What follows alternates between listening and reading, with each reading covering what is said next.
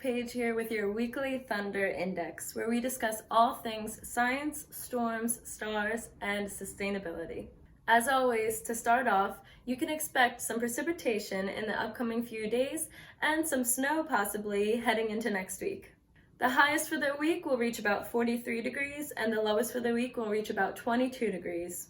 What better way to be back on campus than with some snow showers in the city? Moving up in the sky and into the stars, let's recap on the last week of astrology and what it means for you. The sun has been aligned in the Earth sign of Capricorn from December 21st, 2020 up until yesterday, January 19th, 2021. We have recently been motivated by feelings of responsibility and ambition. Capricorns derive much satisfaction through completion and accomplishment. They want tangible results. They want to know what is feasible and what is not. They are most comfortable working in an established framework with known limits and known boundaries. Working towards a long-term goal can be most satisfying with this influence. If you watched our last episode, we discussed the great conjunction of 2020 and how important it is right now to envision your future and go after your goals.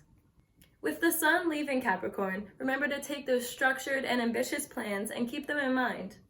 The sun is now entering the air sign of Aquarius during the age of Aquarius.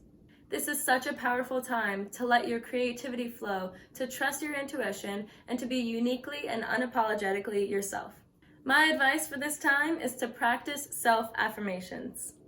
Grab a piece of paper, write down what you are, and who you wish to see yourself to be. I am creative, I am unique, I am organized, I am successful, and I am happy are a few examples of things that you should remind yourself that you are. Read these affirmations out loud to yourself right when you wake up in the morning, as well as right before you go to bed at night. You will be shocked at the impact that just saying these affirmations out loud can actually have on your life.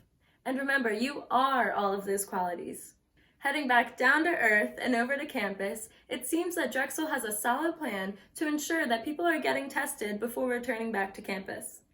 All students now living on campus are required to get tested weekly and are encouraged to follow a quiet period of up to 24 hours until they get their test results back. Each student has been assigned a day of the week to get tested, which they will follow for the remainder of the winter term. Testing is also required for students who are attending face-to-face classes, whether they live on campus or not. It should be noted, though, that only asymptomatic students can be tested at Drexel facilities. And if you have tested positive for COVID-19 in the last 90 days, you are unable to be tested at Drexel facilities as well. We Dragons seem to be doing pretty well, though.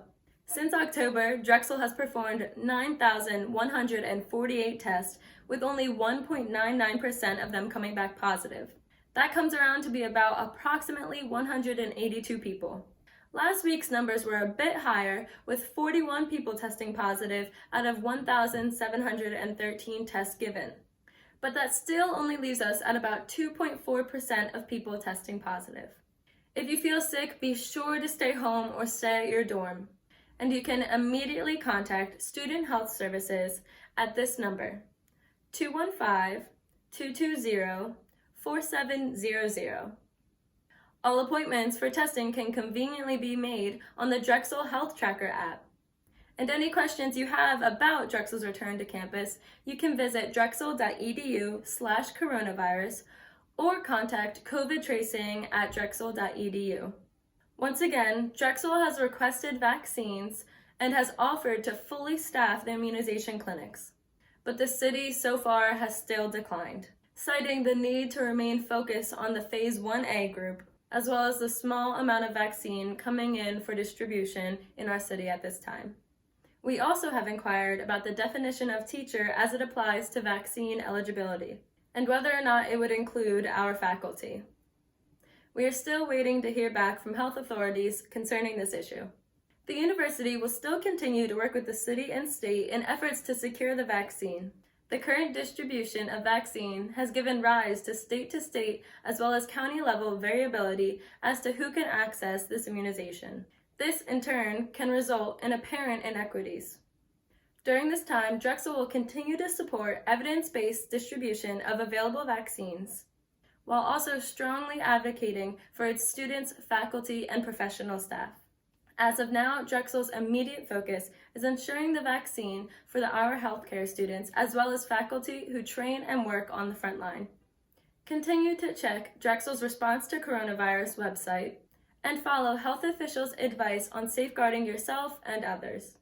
And that's all the science, storms, stars, and sustainability that I have for you this week. Don't forget to subscribe to our YouTube channel and head over to our Instagram for more information on Inside Ambition.